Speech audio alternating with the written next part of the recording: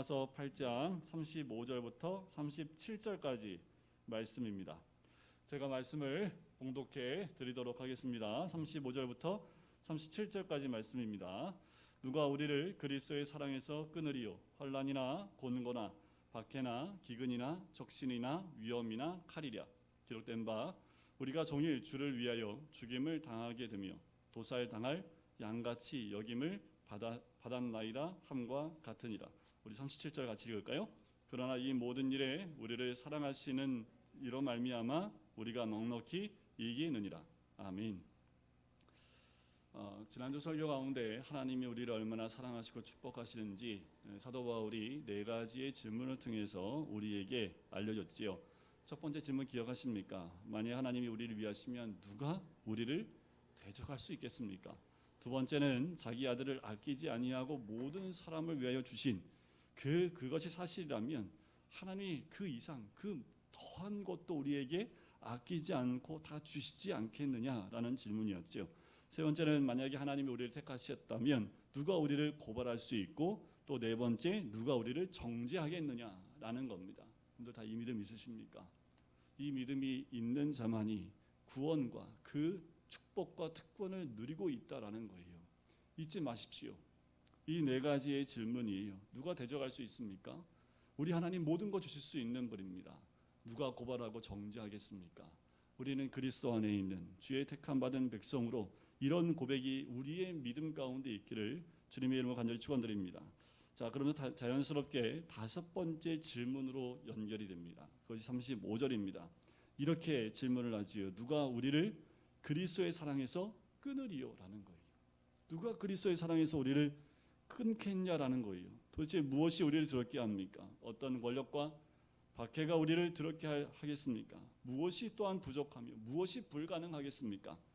괴롭고 괴롭히고 더럽게 하고 불가능하게 하는 것이 무엇이 있습니까? 세상 그 어떤 것도 어떤 위협도 그리스도의 사랑에서 우리를 끊을 수 있겠습니까? 사도 바울은 마치 이 믿음의 등산을 하고 있는 것 같아요. 한 걸음 한 걸음 믿음의 정상을 향해서 올라가고 있는 것 같아요. 오늘 본문이 그 정상 위에서 외치는 사도 바울의 믿음의 외침, 야호 하고 외치는 거예요. 자, 한번 첫 발자국이 한번 갈까요? 여러분들 이미 한 발자국 한 번씩 올라가고 있지요. 하나님 우리 위하시면 누가 우리를 두려워하리요? 한 발자국 또 올라갑니다. 등산 싫어하시는 분들은 좀, 근데 이게 신앙이요, 이 등산하고 똑같아요. 올라가는데 땀이 뻘뻘 나는 게 정상입니다. 두 번째 발걸음은 아들을 아끼지 않고 주신 우리에게 그분이 무엇을 더 아끼겠습니까? 라고 또 한 발자국 올라갑니다. 우리를 택하신 그분이 우리를 택하셨는데 누가 우리를 고발하겠습니까? 또 한 발자국 올라가지요. 그리고 누가 우리를 정죄하겠습니까? 하며 믿음의 정상 위에 올라가서 그러므로 누가 그리스도의 사랑에서 우리를 끊을 수 있겠습니까? 라고 외치고 있는 모습이 오늘 본문의 말씀입니다. 여러분, 누가 그 무엇이 그 어떤 것이 여러분을 하여금 그리스도의 사랑에서 끊게 하겠습니까? 여러분들 잊지 마십시오. 그 어떤 것도 끊을 수 없습니다. 코로나19가 끊을 수 있을까요? 너무 안타까운 것은 이런 작은 것이 우리로 하여금 그리스도의 사랑에서 끊을 수 있는지 시험거리가 되고 있다는 것이 너무 안타까워요.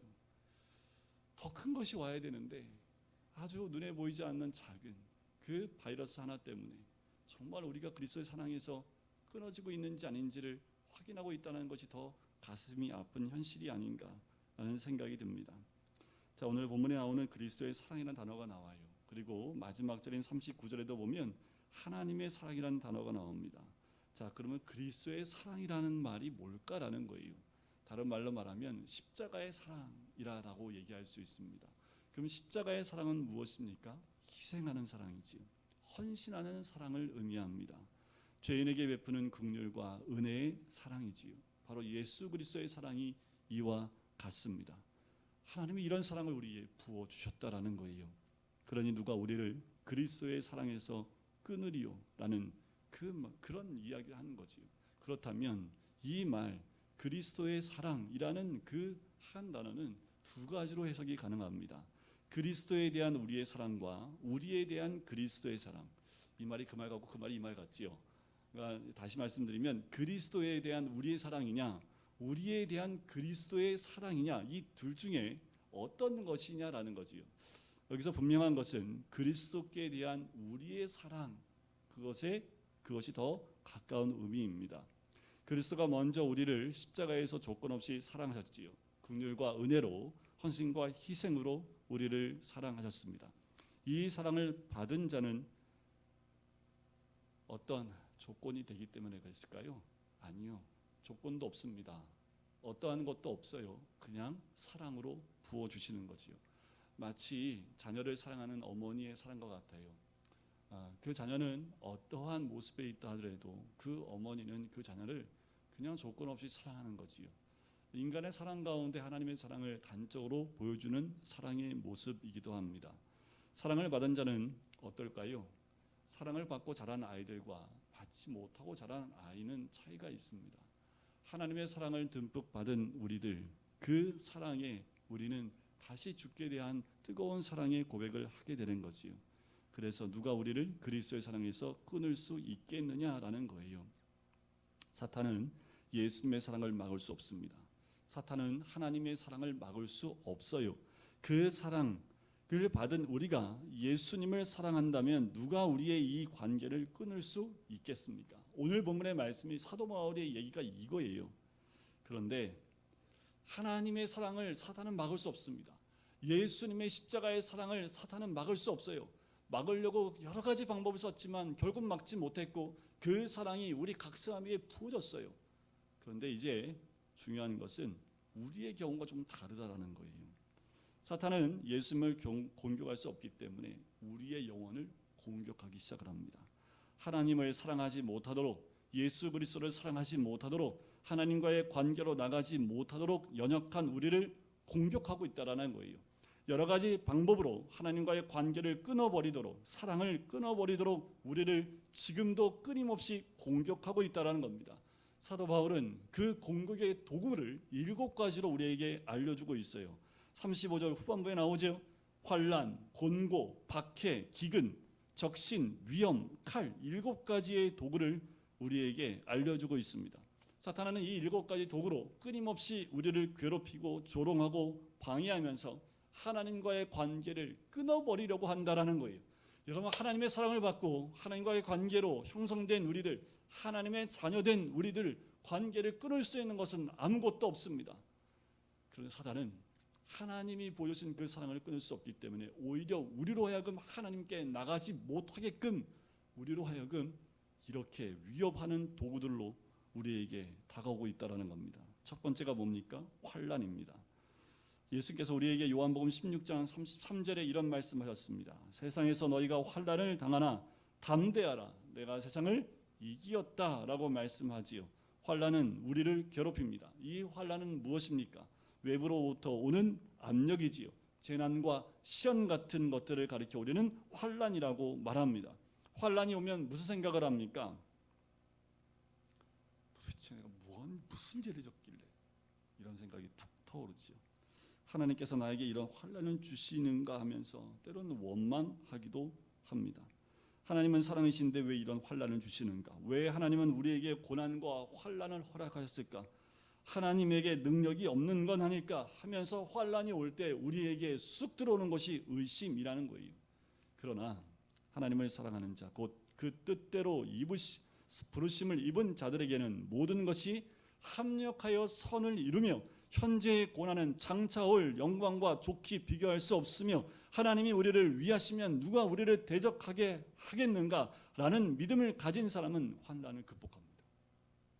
그래서 사도 바울이 먼저 이 많은 것들을 우리가 어떤 사람인지를 알려주는 거예요. 우리에게 이 믿음이 있다면, 우리 주인 그리스도 안에 부르심을 입은 자들에게 모든 것이 합력하여 선을 이룬다는 믿음이 있다면, 현재의 고난은 장차 올 영광에 좋게 비교할 수 없다는 그 믿음이 있다면, 그리고 하나님이 우리를 위하시면 누가 우리를 대적하겠는가라는 믿음이 있다면 환난을 극복할 수 있습니다. 오히려 환난이 우리의 믿음을 더욱 자라나게 한다라는 거예요. 환난은 우리로 하여금 하나님께 더 가까이 가게 만들고 그 믿음을 더 공고하게 만들다라는 거지요. 코로나19로 인해서 신앙에 어려움들이 있습니다. 교회마다 그런 소리들이 들려요. 근데 목사들끼리 모이면 무슨 얘기하는지 아십니까? 코로나19로 인해서 연약해진 성도들에 대한 모습에 대해서 안타까워하는 이야기들이 굉장히 많이 나옵니다. 그런데 그 얘기를 들으면서 저는 한쪽에 이런 마음도 생깁니다. 결국 그 모든 것이 우리의 믿음을 자라나게 하는 역사가 있을 것이다. 사단은 모르겠지만 이 코로나19라는 것을 통해서 우리에게 환난이 오지만 결국 믿음이 있는 그리스도께 부름받은 모든 자들에게는 지금의 고난이, 지금의 환난이 오히려 믿음을 자라나게 하는 큰 역사가 있을 것이라는 믿음이 있습니다. 두 번째, 우리를 괴롭히는 것은 곤고입니다. 이 곤고라는 뜻이 뭐냐면 좁은 장소라는 의미가 있고요, 여유가 없다라는 뜻이기도 합니다. 자, 곤고할 때는요, 내가 아주 좁은 공간에 들어가 있는 듯한 느낌이에요. 이런 느낌 싫으시죠? 저도 싫어요. 곤고라는 그 상황 가운데 처하면 모든 사방이 다 막힌 것 같아요. 좁은 공간에 꽉 맥혀서 이러지도 못하고 저러지도 못하며 꼼짝달싹 못해요. 마치 세상에 갇혀 있는 것처럼 불안해합니다. 외롭고 고독하지요. 곤고할 때 우리는 하나님을 잃어버리고 실망하고 좌절하고 포기하고 싶고 자살하고 싶은 충동이 생겨요. 곤고할 때 우리들의 마음과 믿음이 약해지기 쉽습니다. 그러나 하나님을 향한 뜨거운 사랑과 열정을 가진 사람은 작은 방에 갇혀 있어도 괜찮습니다. 하나님과의 관계를 끊을 수 없기 때문에 그래요. 하나님을 의심하지 않기 때문에 그렇습니다. 여러분들, 우리에게 그 뜨거운 사랑만 있으면 아무리 공고한 환경이 온다 할지라도 믿음이 흔들리지 않는다라는 거지요.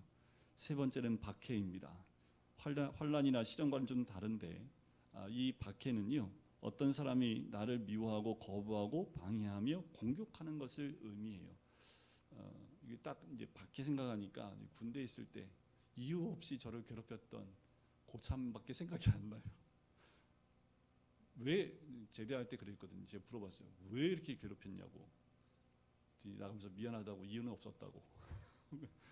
그냥 교회 나가는 거 그게 싫어서 그냥 그랬던 거라고 그 얘기를 들었어요. 그냥 이유가 없어요. 미워하고 거부하고 방해하고 공격하는 것, 그것이 박해입니다. 사도 바울은 이 박해를 받았지요. 수도 없이 복음 전하다가 돌에 맞아 죽을 뻔했고요, 또 매에 맞아서 기절할 정도로 어려움을 겪기도 합니다. 스데반은요, 성령 충만하여 복음 전했을 때 성 밖으로 끌려나가 돌에 맞아 죽었습니다. 이것이 박해지요. 사람들은 예수님을 십자가에 못 박았습니다. 유대인들과 로마인들과 바리새인 서기관들이 합작해서 예수 그리스도를 십자가에 못 박았다라는 거지요. 초대교회 성도들은 신앙을 지키기 위하여 당시의 권력으로부터 박해를 받았지요. 십자가의 사형을 당하기도 했고요, 사자의 찢김을 당하기도 했습니다. 여러분들, 그때 당시에 가장 흔한 헛소문이 뭐였냐 하면 그리스도인들은 인육을 먹는다라고 했어요. 아이들이 사라지는데, 아이들이 사라진 이유가 이 기독교인들이 모여서 밤마다 인육을 먹고 있다라는 소문을 퍼뜨렸습니다.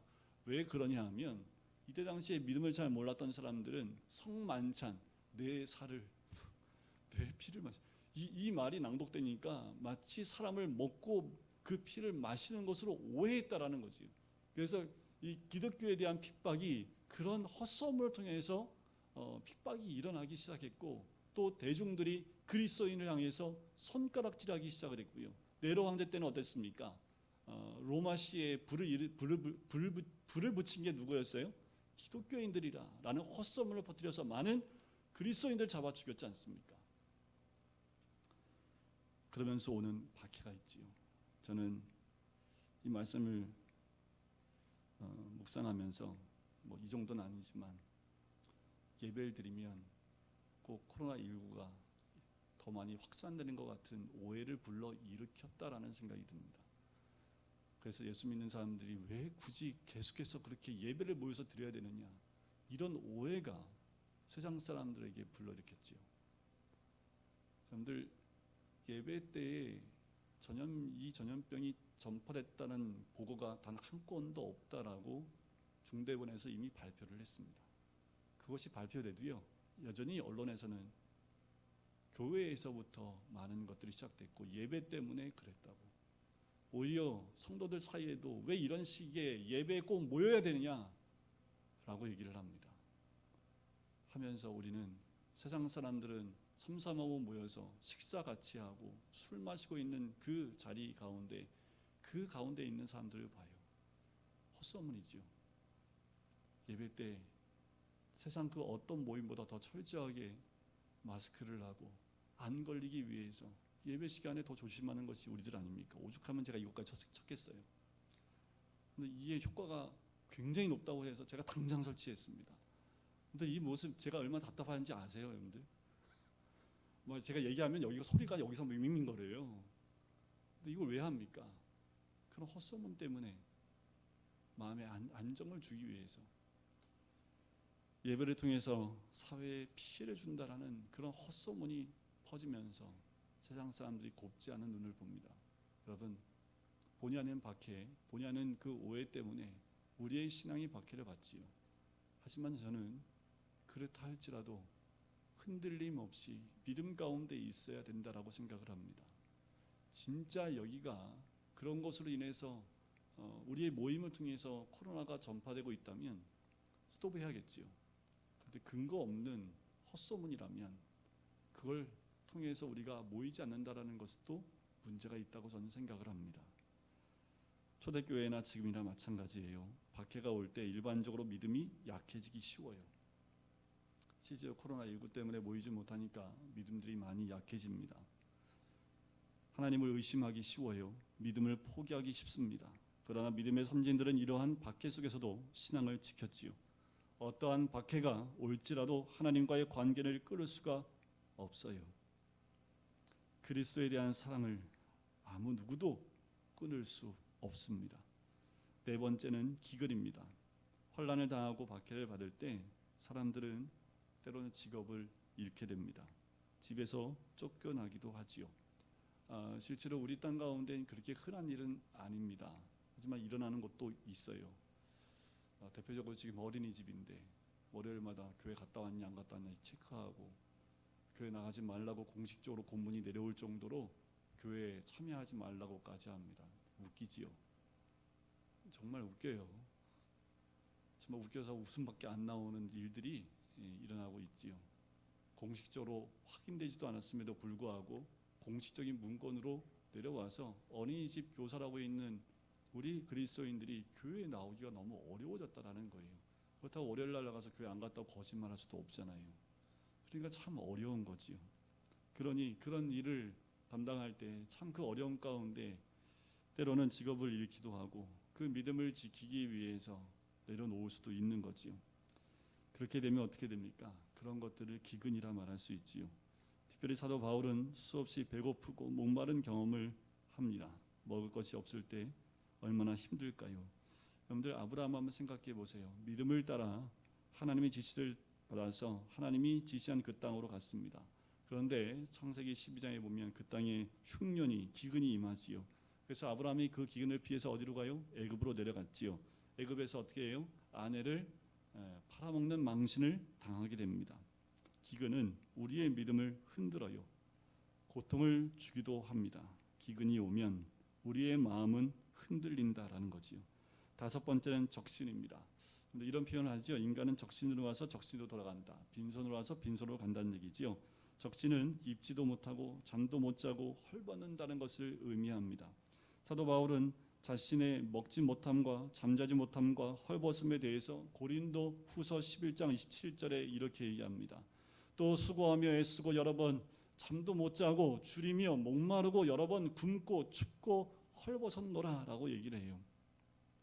사도 바울은 원래 부자라고 말하기엔 좀 그렇지만 부자였습니다. 잘 살았어요. 왜냐하면 예루살렘으로 유학까지 왔던 사람입니다. 자신의 집에서 사랑하는 식구들과 함께 좋은 시간도 가질 수 있는 사람이었습니다. 그럼에도 불구하고 수고하고 애쓰고 잠도 못 자고 줄이고 목마르고 춥고 헐벗었다라는 거예요. 왜요? 복음 전도자였기 때문입니다. 편하게 살 수 있었지만 기득권을 가지고 있었지만 다 내려놓았다라는 거지요.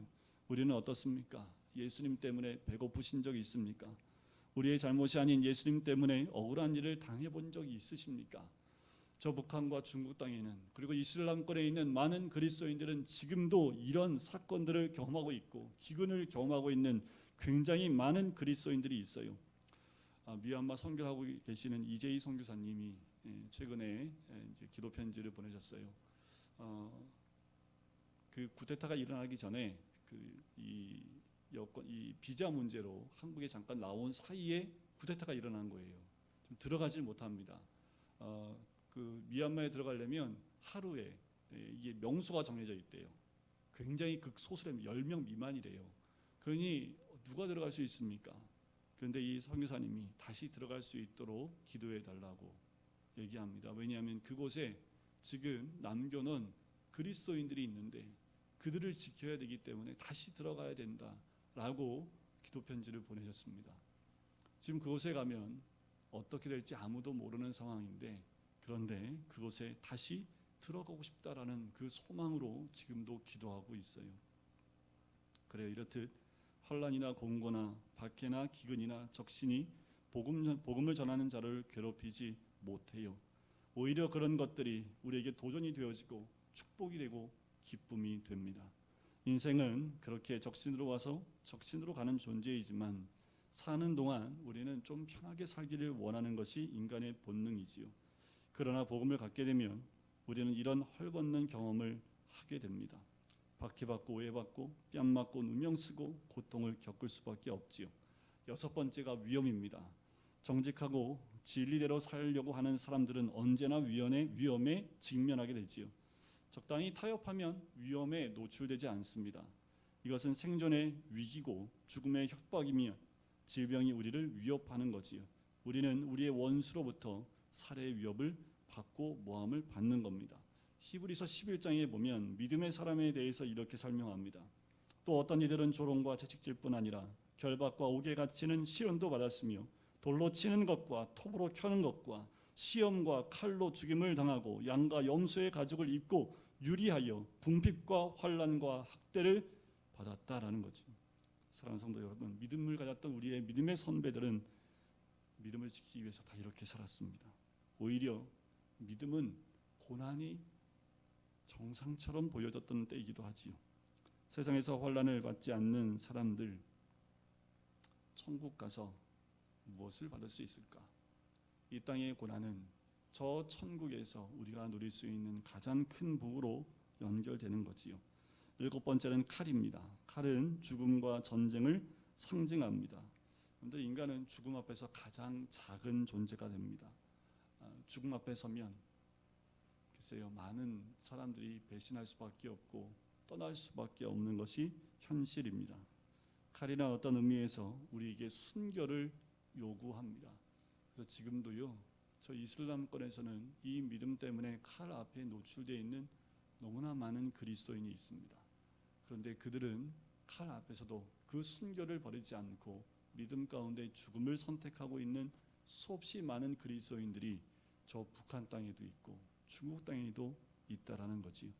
그리스도 안에 있는 사람들, 성령 안에 있는 사람들은 칼을 두려워하지 않습니다. 위험도 두렵지 않죠.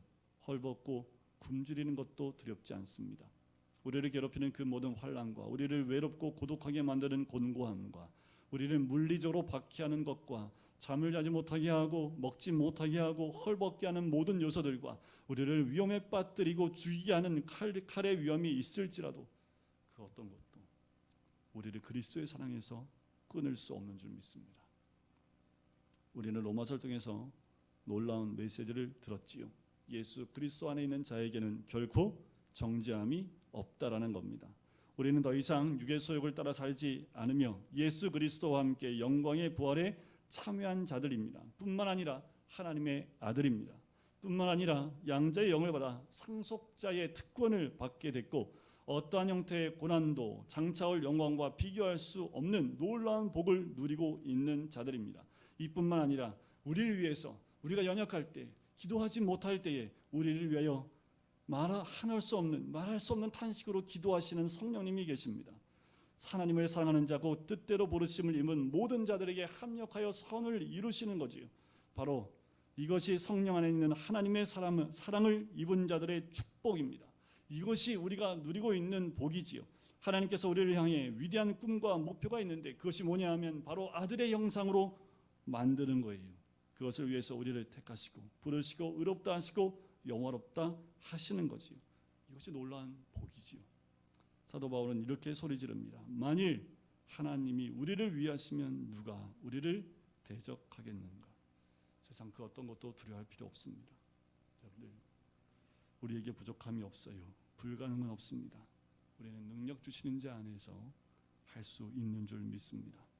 36절에 보면 기록된 바 우리가 종일 주를 위하여 죽임을 당하게 되며 도살당할 양같이 여김을 받았나이다 함과 같으니라. 이 말씀은 시편 44편 22절 말씀을 인용한 구절인데요. 바로 예수 그리스도의 모습을 우리에게 보여주고 있습니다. 도살당할 양같이 끌려가시는 어린 양, 예수 그리스도의 구원을 받은 자들, 성령으로 말미암아 거듭난 자들, 이 세상에 어떤 것도 그리스도의 사랑에서 끊을 수 없다고 믿는 자들, 이들이 바로 예수 그리스도의 모습을 가진 자들이지요. 이들에게 가진 두 가지 특징이 있습니다. 첫 번째는 예수님과 같이 종일 주를 위하여 죽임을 당하는 삶을 사는 사람들입니다. 두 번째는 도살할 양 같은 모습으로 사는 사람들이에요. 아무든지 나를 따라오려거든 자기를 부인하고 자기 십자가를 지고 나를 따르는 사람들, 이 사람들이 바로 크리스천의 기독교인의 삶입니다.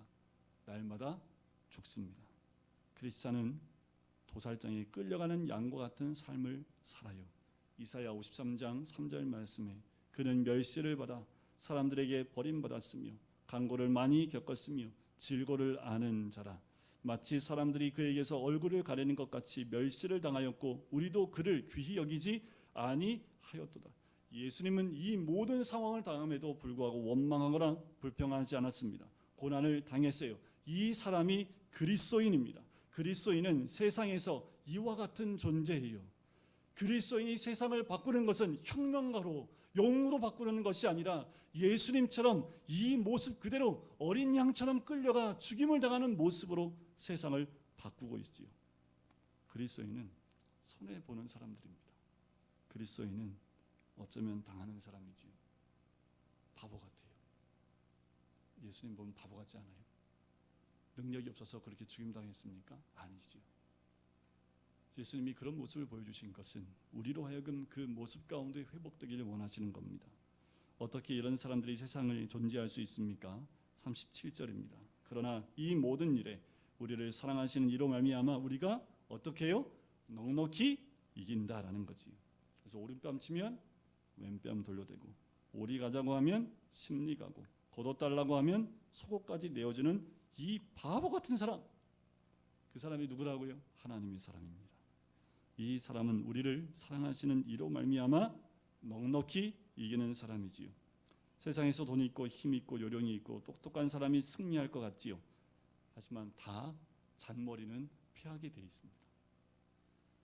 당하고 모함받고 어리석고 아무것도 아닌 것 같아도 그리스도만 바라보고 그리스도의 사랑 가운데 있는 사람들, 모든 것이 합력하여 선을 이룰 뿐만 아니라 우리를 사랑하신 이로 말미암아 넉넉히 이기는 줄 믿습니다.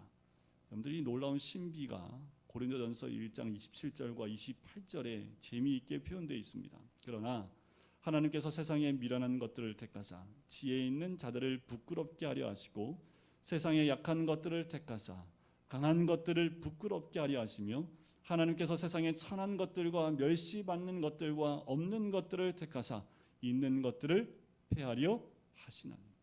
이런 사람이 승리하십니다. 세상에서 바보 같고요, 당한 사람 같아요. 하나님을 신뢰하고 의지하며 끝까지 가면 하나님께서는 승리의 면류관을 씌워주시고 개선가를 부르게 하십니다. 그들은 하나님으로부터 넉넉히 이기는 축복을 받습니다. 바로 이것이 바울이 믿음의 산 정상에 올라가서 외쳤던 메시지입니다. 고난을 두려워 마세요. 환난과 역경과 모든 박해를 두려워하지 마십시오. 배고픔과 헐벗음, 위험과 칼, 이 모든 것 두려워할 필요 없습니다. 우리는 약한 것 같은데 강해요. 죽는 것 같은데 잘 살고 있습니다. 없는 것 같은데 있어요. 불가능한 것 같지만 가능하지요. 하나님은 넉넉히 이기게 하십니다. 우리 예수님의 모습, 그 모습대로 살고 있으면 세상은 우리를 조롱하고 핍박하고 죽일 것 같고 또 고난과 공포와 모든 것을 주지만 그 모든 것을 넉넉하게 이기게 하시는 분은 우리 주님인 줄 믿습니다. 우리 모두가 이 사도 바울과 같이 그 믿음의 정상에서 넉넉히 이기는 놀라운 복을 누리시길 주의 이름으로 간절히 축원드립니다. 우리 함께 기도할까요? 하나님, 우리에게 이 믿음을 허락하여 주시옵소서. 넉넉히 이기게 하는 그 믿음 가운데 있는 우리들 되게 하여 주시옵소서. 아버지 하나님, 믿음 때문에 오는 어떠한 고난과 어떠한 환난과 위험과 적신이나 곤고나 그 어떤 칼이나 위험이 있다 할지라도 그리스도의 사랑에서 끊을 수 없음을 우리가 고백하며 그 믿음 가운데 서 있는 하나님의 사람 될 수 있도록 인도해 달라고 우리 시간에 같이 기도하시겠습니다. 사랑하는 감사합니다. 아버지 하나님의 그 크신 믿음 가운데 믿음으로 세워지는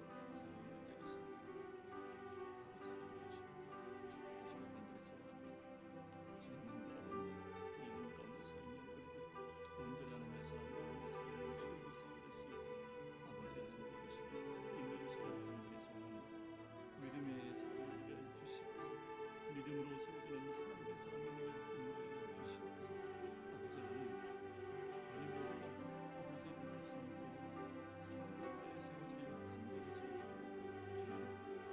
한 사람 한 사람이 믿음의 사람, 아버지 하나님의 사람 세워지는 하나님의 사람이 될 수 있도록 아버지 하나님 믿음을 통하여서 하나님의 사람이 될 수 있도록 성령께서 역사하시고 인도하시길 간절히 소원합니다. 아버지 사랑합니다.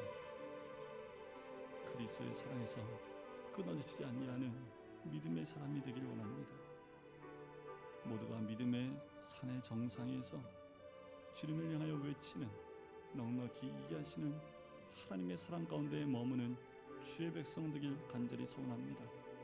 작은 것에서도 넘어지는 우리가 되지 않게 인도해 주시옵소서.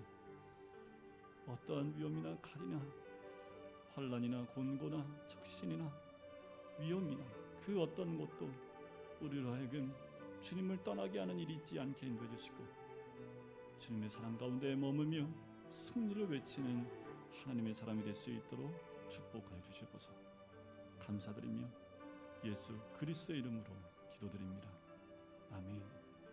이제는 예수 그리스도의 은혜와 하나님 아버지의 사랑하심과 성령의 교통하심이 그리스도의 사랑에서 끊을 수 없음을 고백하는 우리 모든 성도님들 머리 위에, 가정 위에, 사업터 위에, 환우들 머리 위에 이제부터 영원까지 함께 하시기를 간절히 축원하옵나이다. 아멘.